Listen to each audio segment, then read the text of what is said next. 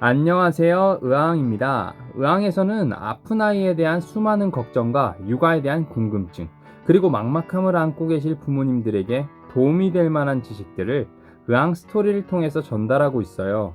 궁금한 질문을 댓글로 남겨주시면 친절하고 상세하게 답변해 드리도록 하겠습니다. 자, 그럼 지금부터 두 번째 스토리를 알아볼까요? 초보 엄마 아빠라면 한 번쯤은 열이 떨어지지 않는 아이 때문에 폭풍 걱정해 본 경험이 있으실 겁니다.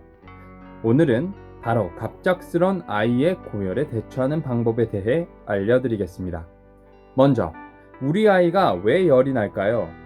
아이를 너무 꽁꽁 감싸 놓으면 열이 발생할 수 있지만 바이러스성 감기나 요로 감염, 폐렴, 장염, 중이염 등 감염성 질환들이 원인일 수 있습니다. 일반적으로 열은 몸이 감염에 대항하면서 생기는 정상적인 면역 반응이에요. 무슨 얘기냐? 바이러스와 백혈구가 싸우면서 우리 몸에 열이 발생하는 원리예요. 자, 아이의 정상 체온은 36.5도에서 37.5도입니다. 미열의 기준은 보통 38도, 고열의 기준은 39도이지만 생후 6개월 이전의 아기는 겨드랑이 체온 기준으로 38.1도, 6개월 이후의 아기는 39.7도까지도 응급실에 달려가지 않고 지켜봐도 되는 체온입니다. 그렇다면 병원에는 언제 가야 할까요? 병원에 반드시 가야 하는 두 가지 케이스를 알려드리겠습니다.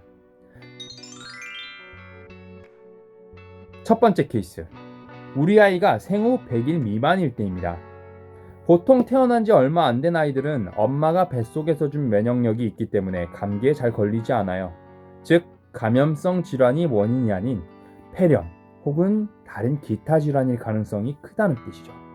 그래서 생후 3개월 이전에 신생아라면 당장 크게 아파 보이지 않더라도 열이 지속된다면 꼭 병원에 데려가서 원인을 찾으셔야 합니다. 두 번째 케이스는 아기가 평상시 모습과 명백하게 다를 때입니다. 도대체 어떻게 다른 걸 말하는 거냐고요? 간단합니다. 아이가 처지거나 경련을 하거나 숨쉬기를 힘들어하거나 움직임이 거의 없거나 소변을 훨씬 적게 보고 물설사를 하는 등 수유 또는 밥을 평소보다 훨씬 적게 먹고 구토를 심하게 하는 등 여러 가지 이상 증상이 동반됐을 때입니다. 이때는 망설이지 마시고 바로 소아과나 응급실로 가는 것을 권장드립니다. 하지만 아이가 위와 같은 증상 없이 열만 심한 것 같은 경우에는 병원을 가기 전에 집에서 먼저 확인해 볼 단계들이 있습니다. 실제로 신생아 중환자실에서 일했던 간호사 선생님의 경험을 예로 들자면 아이의 체온이 올랐을 때 1차적으로 아이를 따뜻하게 하던 보육기의 열기나 옷, 담요 등을 제거해 줍니다. 그 다음 미지근한 물에 적신 거즈로 머리, 등, 가슴, 겨드랑이, 사타구니를 닦아주고요. 상황이 괜찮다면 목욕을 시키게 됩니다. 자, 목욕을 시키는 이유는 가장 효과적이고 빠르게 체온을 낮출 수 있는 방법이기 때문인데요. 그렇다면 엄마, 아빠가 아이의 체온을 낮출 수 있는 가장 쉬운 예방 조치는 무엇일까요? 1단계로 이불이나 옷을 벗겨주는 겁니다. 생각보다 엄마 아빠가 아이를 너무 꽁꽁 감싸놔서 체온이 오르는 경우가 많습니다. 만약 열이 너무 심하지 않다면 배 정도는 이불이나 옷으로 덮어주셔도 괜찮아요. 하지만 반드시 벗겨야 하는 것은 바로 모자. 열이 가장 잘 빠져나가는 곳이 머리이기 때문에 다른 신체 부위보다는 머리를 더 시원하게 해주시는 게 좋습니다. 신부 체온에 직결되는 머리, 가슴, 등, 겨드랑이, 사타구니 이 5군데를 시원하게 해주셔야 체온이 떨어지는 효과를 보실 수 있습니다.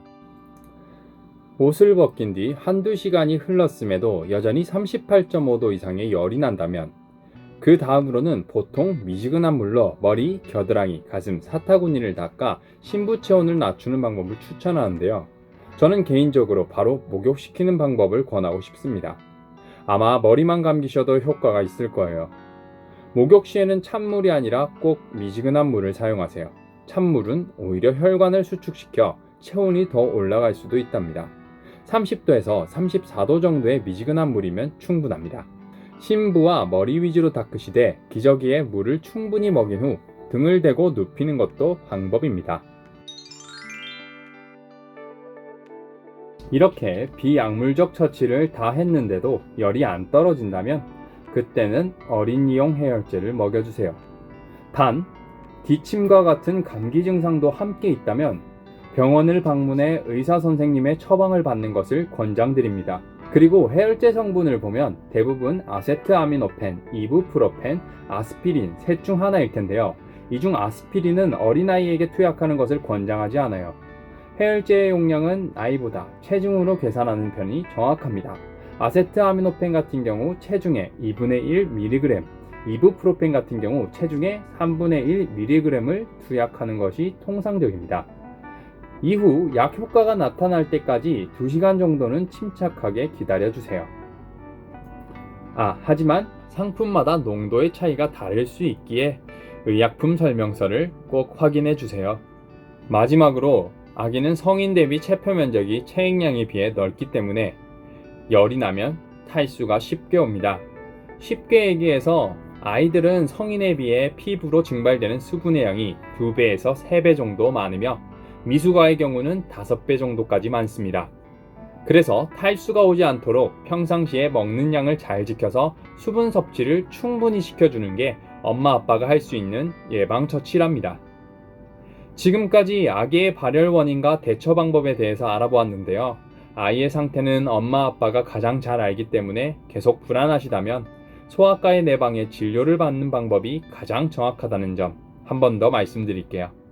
앞으로도 육아가 처음인 모든 분들에게 도움이 되는 유익한 컨텐츠로 찾아오겠습니다. 영상이 도움이 되셨다면 좋아요와 구독 눌러주시고 궁금하신 점은 언제든지 댓글로 남겨주세요. 빠샤!